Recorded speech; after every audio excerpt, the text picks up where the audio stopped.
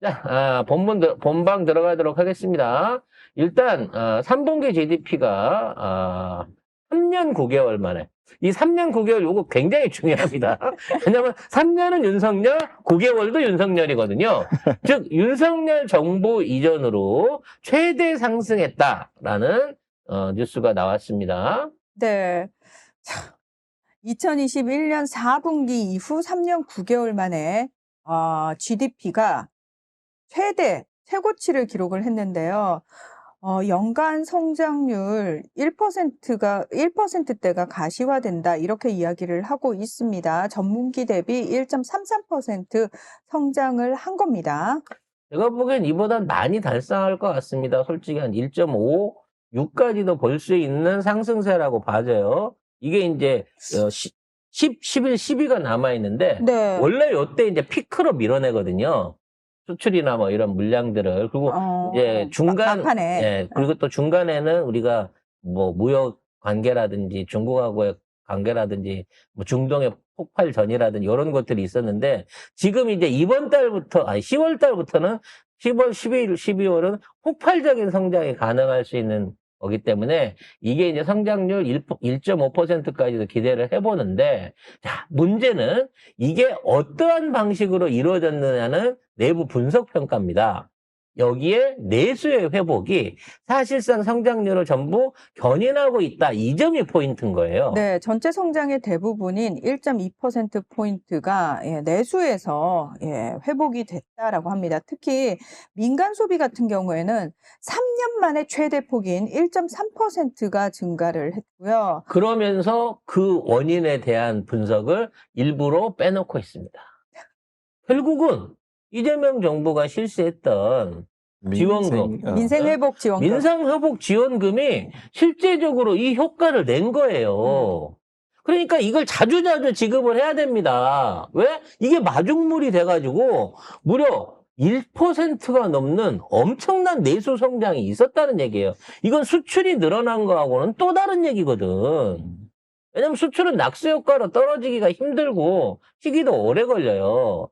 어차피 대기업들과 하청 기업들 안에서 이루어지는 마진이라고 하는 게 준조세를 통해 갖고 흘러나오거나 아니면 나중에 임금이라든지 뭐 상여금 같은 거로 정산돼서 시장에 영향을 미치는 데까지 시간이 꽤 걸린단 말이야. 근데 이건 즉방이잖아, 쉽게 말해서. 그러니까 이게 왜 최대폭을 기록했냐면은 승용차와 통신기기 등의 재화와 음식점, 의료 등 서비스 소비가 모두 증가했기 때문이거든요.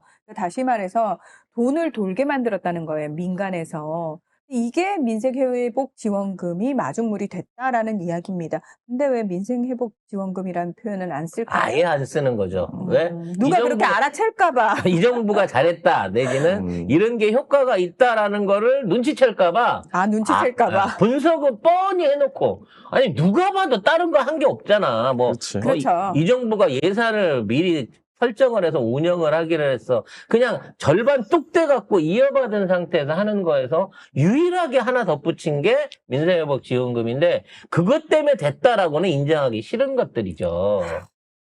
왜 굳이 이렇게까지 할까 싶은데요. 네. 아무튼 그렇습니다. 아무튼 이런 와중에 이제 수출도 영향을 미쳤습니다. 수출도 증가를 하고 수입도 증가를 반도체와 했습니다. 자동차가 2.1% 증가했고요. 기계상비 부분에 있어서 수입도 2% 증가를 했습니다. 어쨌든 수출이 더 많은 거예요. 그래서 순수출의 성장 기여도는 0.1%입니다. 그러니까 우리가 사실상 가공무역 국가라고 하잖아요. 네. 에너지가 됐든 원자재가 됐든 사실은 다 수입해갖고 만들어야 되기 때문에 수출이 일방적으로 막 늘어날 수가 없습니다. 수입과 수출이 비교적 이제 균등하게 같이 올라가면서 그 안에서 수출을 통한 수익이 늘어나는 게 중요하다. 요게 이제 얘기겠죠. 그래서 돌고 돌아야 되니까. 우리가 거의 뭐 1,000억 달러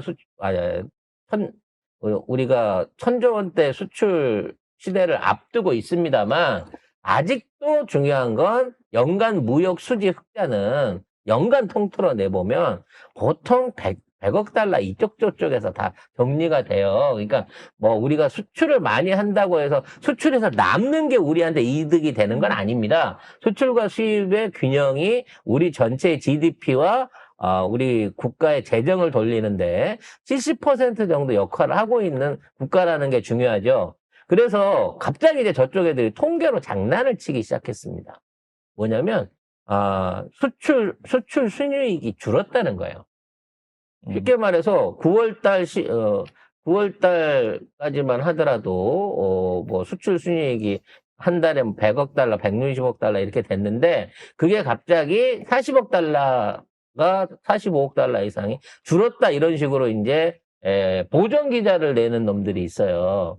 똑같은 경제 전문지라는 것도. 근데 걔들이 뻔히 보이는 거를 갖고 장난질을 칩니다. 그러니까 수출도 증대되고 내수도 증가하고 있는데 수출이 전체적인 수익에서 적자가 난 거는 10월 달에 연휴가 많아서 그런 거예요. 즉 해외여행을 많이 가가지고 해외여행을 통한 우리나라가 그때 이제 써버린 해외여행 적자가 한 34조 원에서 40조 원 정도 됐거든요. 그렇게.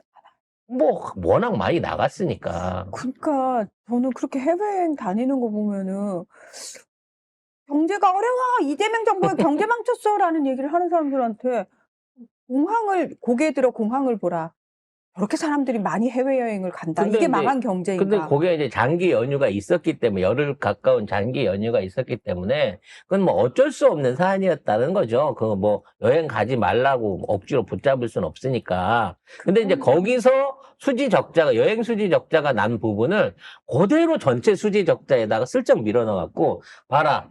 한국이 수출은 늘었는데, 이런 식으로 불량하게 적자가, 이게 흑자가 줄어들고 있다라는 방식으로 또 가짜 뉴스들을 쓰고 있어요.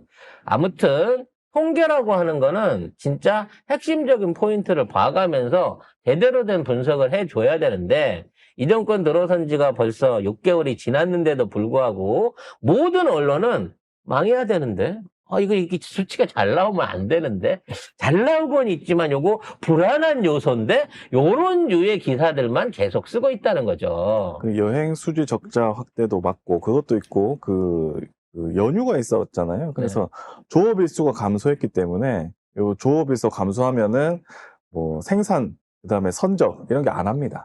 그러니까 그런 것도 다 염두를 해둬야 되는 근데 거죠. 그걸 딱 빼갖고 무역 수지가 줄고 있다. 요러고 기사를 쓴다는 거죠. 그러니까 네. 이건 너무 웃겨. 교역 조건 악화로 실질 무역 손실이 확대된다. 실질 국외 순수 취요소 소득도 줄어서 실질 GDP 성장률을 하회했다. 자, 이렇게 써놓으면 여러분 제가 지금 알아들어요? 무슨 말인지 알아들어요? 하나도 모르겠다. 저도 읽으면서 뭐라는 거야 싶은 거예요. 그러니까 일부러 이렇게 쓴다는 거예요. 못 알아듣게. 그래서 나쁘다라고 그냥 음. 표제를 다는 거예요. 내용을 확인해보고 분석할 수 없는 사람들이 대부분이니까. 그럼에도 불구하고, 한국의 3분기 경제 성장률이 전체 이런 저뒤에 100개국 이런 데 말고 OECD 안에 포함되어 있는 주요 중요 경제 교역국들 가운데 26개국씩 국중 3위를 차지했다고 합니다. 네. 자, 한국의 3분기 GDP 성장률이 1.166%를 기록했는데요. 자, 국제 순위를 좀 살펴보면요. 속보치를 발표한 26개 나라 중에서 3위를 차지했습니다. 1위는 이스라엘인데요. 이 새끼들 전쟁 특수예요. 이거는 2분기 역성장에 따른 기저효과입니다. 네. 2.967%고요. 2위가 인도네시아, 고성장이 지속되고 있는 거고요. 우리가 0.01% 차이죠. 그렇습니다. 우리가 자, 3위. 중국 같은 경우에는 1.1%에 그치면서 우리나라보다 낮은 성장률을 기록했고요. 유럽 주요국들, 영국, 독일, 프랑스도 저성장입니다. 그리고 꼴찌는 일본입니다. 마이너스 0.442%. 그래서 내가 의문이 드는 거야. 윤석열 정부 때 음. 일본 경기 얼마나 좋았어요. 뭐 잃어버린 30년을 청산했다고 할 만큼 엄청나게 경기도 좋고 주가도 폭등하고 난리였다고. 우리 경제 죽을 때. 근데 우리가 다시 경제가 살아나니까 일본이 지금 죽을 쓰고 있는 거예요. 과연 이게 어떤 미묘한 연관관계가 없을까요? 나 왠지 우리 경제 성장률을 일본 밑구멍에 갖다 맞힌 우리가 내국노 때문 아닐까? 확인은 할 수 없죠. 구체적으로 이게 어떠한 방식으로 영향을 미쳤는지는 모르겠지만 아무튼 우리하고 일본의 경제 성장 지표는 반대로 가고 있다는 거야. 우리가 잘 되면 일본이 망하고 일본이 망해야 우리가 잘 되는 요런 걸로 가고 있다는 거지.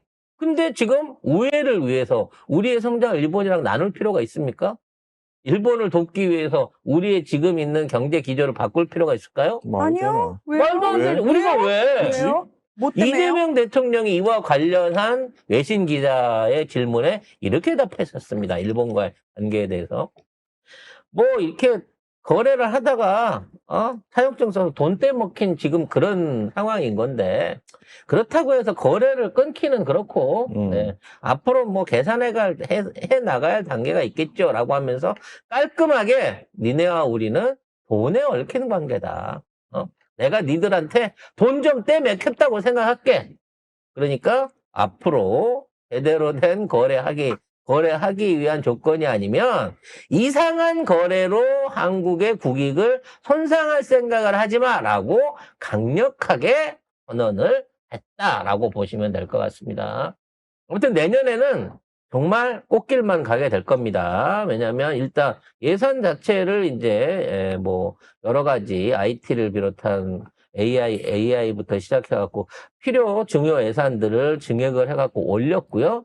역대 최고 예산들을 민주당이 주도하는 바대로 집행을 했기 때문에 이와 관련해서 내년도부터는 그 예산 효과가 실제적으로 경제 발전이라든지 내수 국민 생활 발전으로 연결시킬 수 있는 토대를 마련했기 때문에 이제는 제대로 된 국가 경영을 2026년부터 한번 기대해 볼 수 있을 걸로 생각을 그리고 합니다. 외신에 얘기할 때 독도 얘기도 물어봤거든요. 뭐 다카이치가 독도 자기네 땅이랑 뭐 이런 식으로 얘기했는데 그거 어떻게 생각하냐고 하니까 이재명 대통령이 아니 독도는 지금 대한민국이 시로 지배하고 있는 명백한 대한민국 영토인데 누가 뭐라 하는데 상관 있나? 이렇게 지나갔습니다. 건들려면 건들어봐야 이제는. 뭐 거기에 뭐라 그랬다? 해군함정을 보낸다 그랬나? 다카이치가 그 총리 되기 전에 나 한번 보내봐봐 어떻게 되는지 이제. 누가 처맞는지 한번 누가 보자. 처맞는지 한번 보자고. 이재명 대통령은 만일 옛날 노무현 대통령 때도 그랬지만 그때는 우리가 해군력의 열세임에도 그렇게 말씀하셨어요. 근데 지금은 아니거든. 우리 해성미사일 한 방이면 일본 구축함이 몇 대가 오든지 간에 니네들은 눈에 띄는 순간 끝장이야. 선만 넘으면 끝장이야. 알아서 개길라면 개겨봐라. 이제 더 이상 니네들 하는 개소리에 같이 맞장구 치지 않겠다라고 후련하게 정리를 하셨습니다.